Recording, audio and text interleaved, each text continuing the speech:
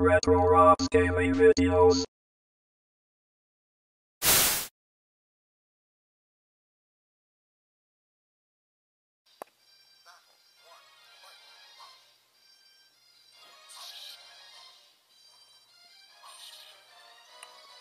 Hey, Rob here, and this is the JXD S7300. And there's a few things that I had wished I'd known before I bought it. I still would have bought it, though, because it's a pretty darn fun system. But I kind of wanted to put all that together in one video and let you guys know some things you need to know. The first thing you need to know is updating your firmware. I'm using NCC 1.1, which is a hack firmware, and that is exactly what you need to do. Maybe not the same one that I'm running, but the stock firmware on this thing is horrendous. It's slow, it's glitchy, it has problems. The aftermarket ones are really great. The best way to do this update is to copy the update to a micro SD card and then turn the system off, of course, and then turn the system on, holding on the power button and the up button. Now, there's a lot of people who will tell you, hey, go connect this cable, run the software to update it. Don't do that. I've been in IT for 10, 15 years. The more complexity you put into a firmware update or any other update, the more likely it is to fail. Just do it the simple way. Don't get complicated. In most cases, that's going to be the way you want to do it. Oh, and by the way, make sure you have it plugged in when you do that. Another note I wanted to make is on these controllers. Mine didn't have a problem. I've heard a lot of people who had problems with them feeling kind of grindy. And there's a fix for that. And I did this anyway, just before it started having a problem. Basically what you do is you take the case apart. And there are two screws, one screw, two screws on the bottom. You undo those screws and you pry along the edge here. And you can open this up. And on the back you're going to find two little markers where the back of the control pads meet. And sometimes there's a little space between them. And that space causes the controllers to fatigue a little bit faster. Now what I've done is I take just a simple rubber patch kit, a rubber repair kit, that sounded good, a tire repair kit, and I take the little plastic bits, and there's smaller ones of these, or else you can clip this one in half, and I place them behind these controls on the unit, just against the back piece. I did not use any of this glue.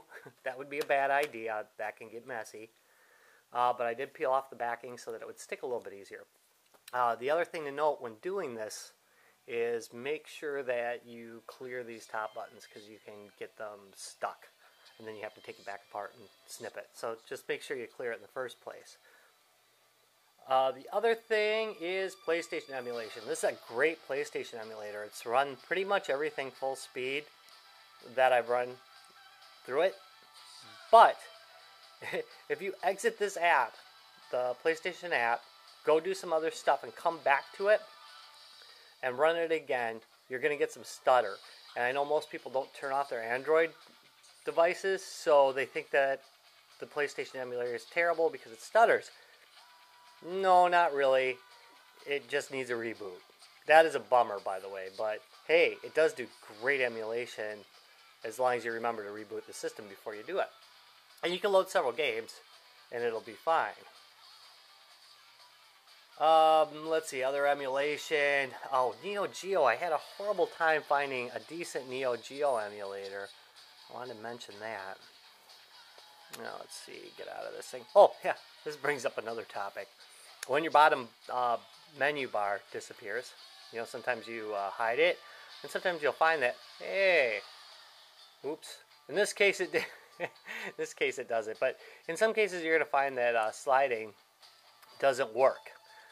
In those cases, what you can do is you can hold your power button. Here we go. There's the power button. And it'll bring up a menu that will say display status bar. You can bring that bar back so that you can use it. All right, let's get out of here now. Most of the emulators I had no problem with. Obviously, the SNES Emulator is really slick. MAME works fairly well. It's a little slow. The CPS Emu. That emulator is really excellent. I've had a great time with it. I'm not going to show it to you. There's a lot of demos of it. And maybe I will. What the heck? Let's go. Let's just go with Dungeons and Dragons. But anyway, this is a really slick emulator. The first time you run it, I don't know why it caches. Thing's got a lot of RAM in it, but hi. Come on, you can do it. It does not do this every time. It's just the first time it sets it up. I obviously have not played this particular game yet, and I probably should have, because it's taken forever. Maybe you'd like to look at my cat. Hi, cat. Back to the emulator. Nothing. Really taking a long time. There we go. And there's me. Hi. And here's Dungeons and Dragons. Boy, that took longer than I really wanted it to. Anyway. Obviously one-handed, this is not real good, but there we go.